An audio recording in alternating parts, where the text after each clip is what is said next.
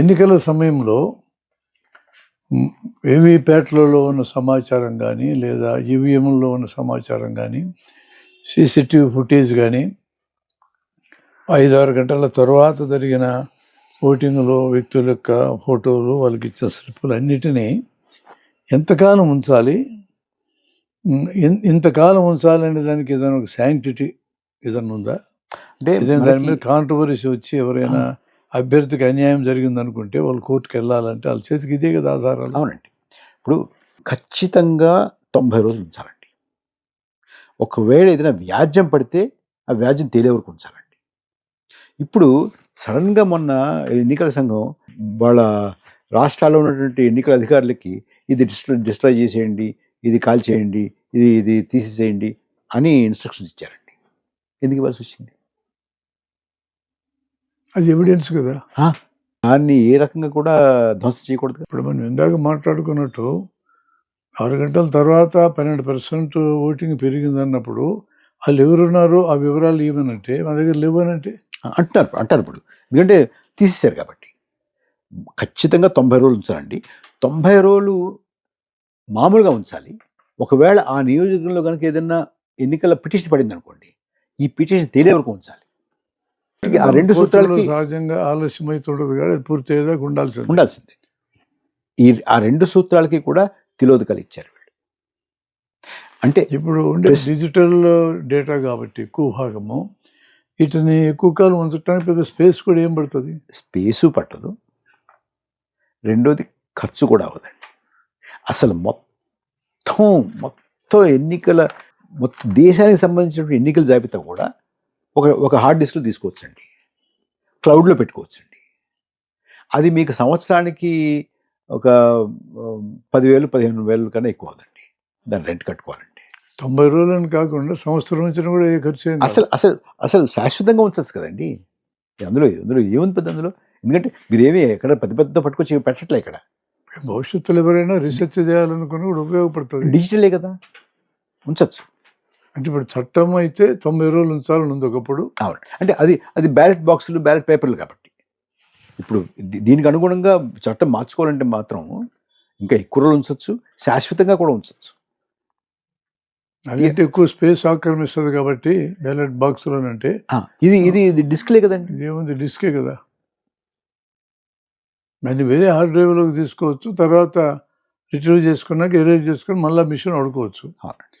తర్వాత ఇంకొక అంశం సార్, ఇప్పుడు ఈవీఎం మిషన్ల యొక్క ఇంటిగ్రిటీ మీద కొంత చర్చ జరుగుతూ ఉంది. వీవీప్యాట్లు ఆ సమస్యను పరిష్కరించడం కోసమని వచ్చినాయి. మనం ఎవరికి ఓటు వేస్తున్నా అక్కడ కనపడుతుంది, అక్కడ రిజిస్టర్ అవుతుంది. ఇలా కాకుండా వీవీప్యాట్లో కనపడేటువంటి స్లిప్ లాగా బయటకు వచ్చి వీటిని ఒక డబ్బాలు వేసేస్తే ఇది ఫిజికల్ ఎవిడెన్స్ అవుతుంది. రేపు పొద్దున ఏదైనా కాంట్రవర్సీ ఆ బూత్లో కానీ నియోజకవర్గంలో కానీ వస్తే ఒక పక్క ఈవీఎం మిషన్ చూడవచ్చు, మరో పక్క వీవీప్యాట్ స్లిప్లు క్యారీ చేస్తే సరిపోతుంది కదా. అట్లా లెక్కేస్తే టైం ఎక్కువ పడుతుంది. అంటే ఇప్పుడు నీళ్ళు ఒక రోజు ఎక్స్ట్రా పడితే ఏం కోపలు ఉంటాయి? 5 ఏళ్ళకి ఒకసారి జరిగే ప్రక్రియ. మీరు 7 విడతలుగా 3 నెలలు ఎన్నికలు పెడుతున్నారు, ఇంకో 10 రోజులు ఎక్కువ పడుతుంది, ఏమవుతుంది? లెక్కేయడానికి మామూలు బ్యాలెట్ పేపర్ లెక్కేసినప్పుడు కూడా 1 రోజు 2 రోజులు అయిందంటే అది ఆలస్యం అవుతుంది అనేటటువంటి మాట అర్థరహితం అండి. మీరు పోలింగ్ అయిన తర్వాత 11 రోజులకు కానీ ఫైనల్ ఫిగర్ చెప్పట్లేదు, ఆలస్యం కదా. అసలు లాజికే లేదు దానికి. సరే, ఇంకోటి, మీకు అనేక దేశాల్లో ఈవీఎంకి వెళ్ళి మళ్ళీ వెనక్కి వెళ్ళారు. దానికి కారణం ఏముంటుంది సార్? దానికి కారణం ఏంటంటే అక్కడ చాలా పరిశోధనలు చేసి ఈవీఎంలు సేఫ్ కాదు నిర్ధారించుకున్నారండి వాళ్ళు. దీన్ని హ్యాక్ చేయొచ్చు, దీన్ని మ్యానిపులేట్ చేయొచ్చు, ఇది రిలయబుల్ కాదు, ఆ సాఫ్ట్వేర్ కోడ్ తోటి దీన్ని మార్చేసేయచ్చు అనేటువంటి దాని మీద వాళ్ళు వెళ్ళారు. మనం కూడా ఆ రకమైనటువంటి ఆలోచన చేయాలి. అంటే ఇది వెంటనే ఇప్పుడే తప్ప నిర్ణయించకలా.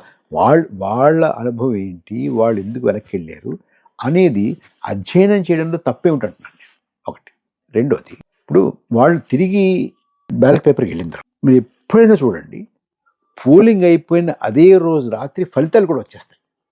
ఇదివరకు కూడా మన దగ్గర వచ్చేట్లా లేట్ నైట్ ఫలితం కౌంటింగ్ చెప్తున్నా. ఏది లేట్ నైట్ కూడా చెప్పారు, మరుసటి రోజు కల్లా పూర్తయినాయి. అయిపోయాయి కదండి. అదే రోజు ఇప్పుడు దేశం మొత్తం మీద ఉన్నటువంటి ఎన్నికల్లో కూడా అది ఆస్ట్రేలియా కావచ్చు, అమెరికా కావచ్చు, న్యూజిలాండ్ కావచ్చు, ఇంగ్లాండ్ కావచ్చు, ఇంకో చోట కావచ్చు, ఫ్రాన్స్ కావచ్చు, ఎక్కడైనా కూడా బ్యాలెట్ పేపర్ మీద వేసినటువంటి ఓట్లు కూడా ఎక్కడికక్కడ ఏ ఏ కౌంటింగ్ బూత్ దగ్గర కౌంటింగ్ బూత్ పోలింగ్ అయిపోయిన వెంటనే కూర్చుని లెక్కించేసి సెంట్రల్ ఆఫీస్కి మా దగ్గర ఇంత మా దగ్గర ఇంత అని అన్నీ వచ్చేస్తే ఒకసారి బాగా పొద్దుపోయిన తర్వాత ఆ ఫలితం కూడా ప్రకటిస్తారు. మనం ఎలక్ట్రానిక్లో ఉన్నా కూడా ఇన్ని ఫీజులు పెట్టుకుని ఇంత చేసి ఫైనల్ ఓటింగ్ ఫిగర్ కూడా అంత ఆలస్యంగా ఇచ్చి మళ్ళీ కౌంటింగ్ అంత ఆలస్యంగా చేసి కౌంటింగ్ చేసిన తర్వాత ఎన్ని పూలయ్యో చెప్పాల్సినటువంటి పరిస్థితులు మనం ఎందుకున్నాం.